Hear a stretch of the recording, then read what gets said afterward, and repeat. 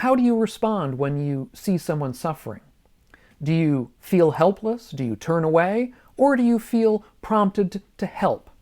Today's theme is going to be on kindness and compassion in early Buddhist practice. We're going to look at how kindness and compassion are considered central to our personal and collective well-being. They are the first two of what are known as the Brahma-viharas, practices that elevate our personal and our emotional and our ethical lives. In today's video, I'm going to discuss kindness and compassion in particular, what they are, why they're important, and give some key practices that we can use to try to cultivate them. At the end, I will also turn in a short period to the last of the last two of the Brahma-viharas as well, so we know what they are. So first, what are these practices? I'll begin today with compassion, what's known as karuna in early Buddhism. This is a natural movement of the heart to wish to alleviate others of suffering when we see it. Although compassion begins as an emotional response, sincere compassion is more than simply an emotion. It resolves itself in a desire to actually make a difference, help the other person. This may mean lending support to somebody. It may just mean sitting and listening quietly as somebody talks to you about what's going on in their lives. In Buddhism, true compassion is understood to be boundless. That is, it's not restricted to certain kinds of beings, certain kinds of people, say people that we're close to or people that we like. Instead, sincere compassion is extended to all beings of all kinds who are suffering. Suffering, I don't think I have to tell you, is something that we encounter all the time in our daily lives. A friend may lose a job. Somebody near us may lose a spouse or a friend. And of course, the news every day is replete with innumerable examples of suffering around the world. A practice of cultivating compassion can help us react, respond in ways that are helpful, rather than falling back on simple indifference. Kindness, on the other hand, or otherwise known as loving kindness or metta in Pali, is a broader, more inclusive kind of emotional state that includes all beings, whether or not they are suffering. It's a universal, unconditional emotion of universal well-being for all. It's a universal wish that all beings be happy, be healthy, be safe, be free, be at peace. It's an understanding that all beings essentially want the same things. For all of our differences, we all want happiness. We all want to avoid suffering. We all want to be healthy, to be safe, to be free, to be at peace. And while compassion is restricted in its scope to those beings that are suffering, kindness is something that we can extend to all beings all the time, in good times and in bad. We can practice kindness even in the smallest ways, simply by providing a smile to somebody on the street, listening kindly to somebody who's talking to us, or even simply by cultivating positive thoughts towards others. Second, why are these attitudes really important for us? Well, they're important because they help us to break down barriers between what we view as us and them. Help us break down barriers of enmity, of difference, of thinking that the world is separated into tribes that can never come together again, and instead to see the world more as a unified whole, that all of us are looking for the same kinds of ends, all of us essentially have the same kinds of interests. In so doing, they can help us to reduce our sense of isolation. They can break down the kinds of barriers that keep us scared or lonely or angry or irritated. They can cultivate a sense of interconnectedness with people around us. And as we continue to practice, this feeling of interconnectedness can slowly find its way into external actions that propagate out in the world and end up helping the people around us. In that way, practices that begin as ones that are helpful to ourselves alone end up being practices that are helpful for all.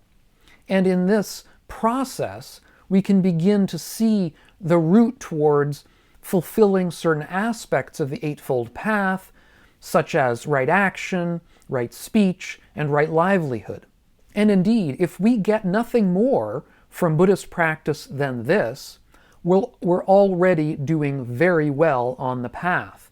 This is something that the Buddha noted time and again when he gave discourses to lay audiences.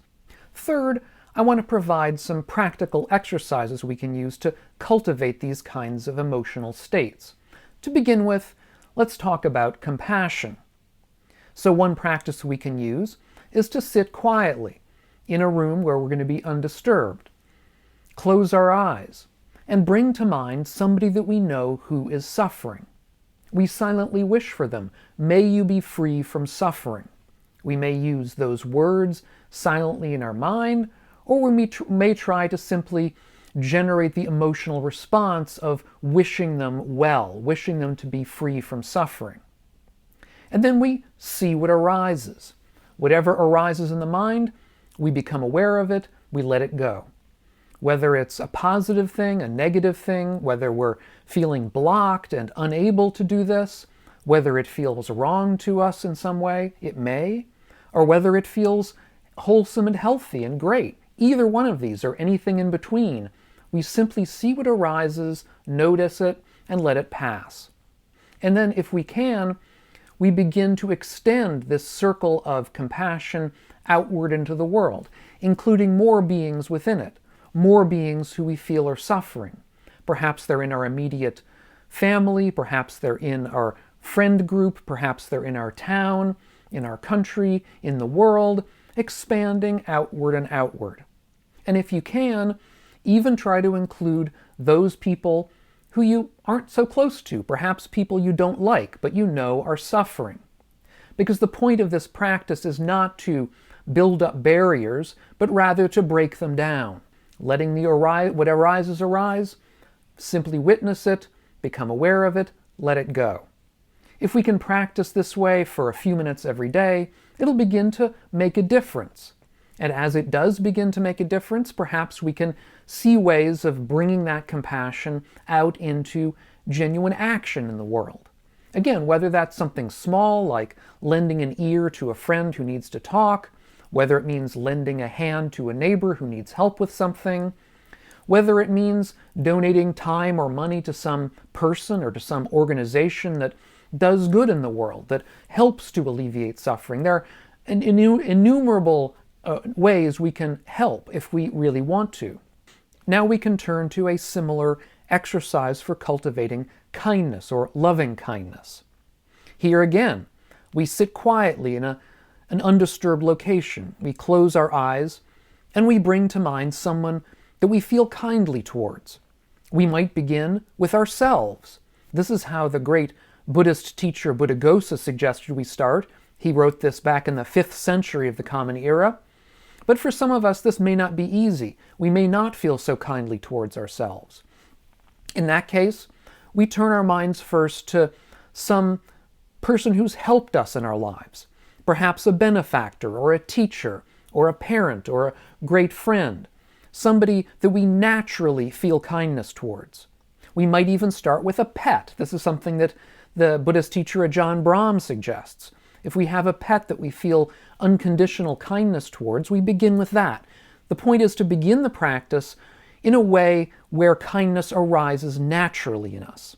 Then, over time, we gradually expand the circle of kindness to others, other good friends, other people that we feel kindly towards.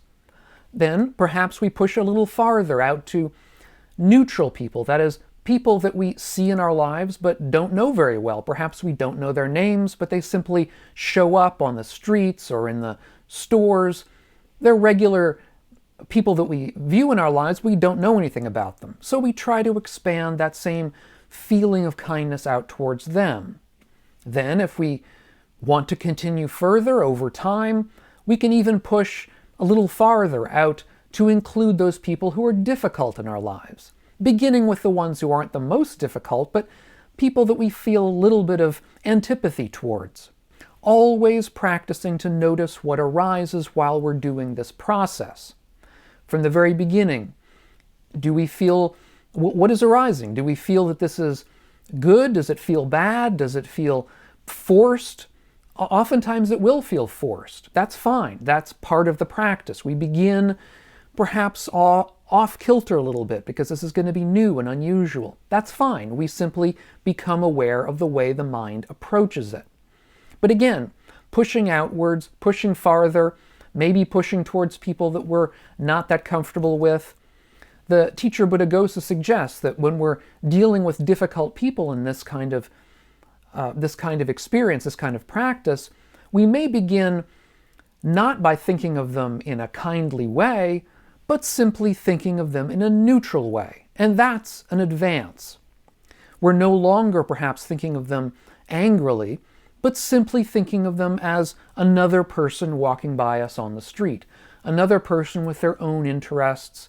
We may not think kindly of them at the beginning, but simply to think of them neutrally is an advance. Always reducing this sense we begin with of us versus them. Always trying to break down these barriers that keeps us separated from other beings. And if we did not begin with the self, with ourselves at the beginning of this practice, now perhaps is a good time to bring us into it. As we expand this circle out to include all beings, we include ourselves in that circle as well. Because if we cannot extend kindness to ourselves, in the final analysis, we're not going to be able to do this properly to everyone else either. So this step of bringing ourselves into it is, I think, important. But none of it can be forced. It takes time, it may be a very slow process for us, and we always have to pursue this practice with an open heart and an open mind, willing to see what arises in the mind and simply accept it for what it is. And then, again, as we pursue this practice farther, we try to bring this kindness out into our everyday lives as well. Perhaps by speaking kindly of people who've done good things, praising them, by avoiding rancor, by avoiding arguments with other people, by doing our best to make up with somebody if we've had disagreements with them in the past. Now, as I said at the beginning, these two practices of compassion and kindness are the first two of the Brahmaviharas. It's actually kindness and then compassion. Kindness being a boundless state of goodwill towards others. Compassion being a boundless state of wishing that others who are suffering find a solution or an end to their suffering. These Brahmaviharas are known as, therefore, the boundless states, or the divine abodes. The third of these Brahmaviharas is known as mudita, or sympathetic joy. It's kind of a counterpart to compassion, where compassion is a kindly view towards those who are suffering. Sympathetic joy is a kindly view to those who are doing well, those who are happy, to rejoice in the successes and happinesses of others. This is a wonderful antidote to resentment and jealousy. By accepting that other people, the happiness of others, is a benefit to us as well, indirectly. The last of these four Brahmaviharas is known as upekkha, or equanimity. This is a broad state of balance that allows us to be neutral to other people, not to have favorites, not to have preferences in who we are kind to or who we are compassionate to, but rather to be willing and able to extend these kinds of beneficial states to all beings.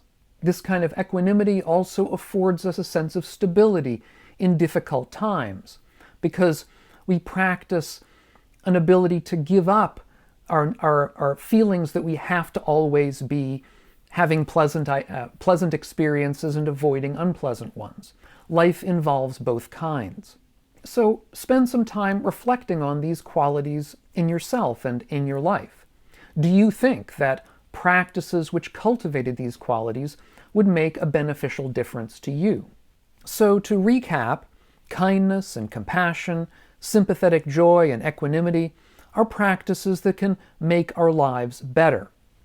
Practices that can break down barriers between ourselves and others, and so reduce suffering, reduce our sense of isolation, of loneliness, of fear. And as it begins with ourselves, it can then extend outwards into the world and make a difference to all beings, whether or not they be close to us. So try some of the practices or the meditations that I've suggested in this video and see how they work for you. If you have experiences with them, let us know about it down in the comments below. I'd really like to hear, and I'm sure many of you would as well. If you want to see a prior video on one way that in the early Buddhist tradition we can think of transforming egoism into compassion, I did a video about that a while back, and I'll leave a link to it up here on the screen if you haven't seen it. If you're getting something out of this discussion of mine, consider taking a look at my Patreon page, which is linked up here on the screen and down below in the notes, and see if you want to help support the channel and the work that I'm doing. Thanks so much, and we'll catch you on the next video. And meanwhile, all of you, be well.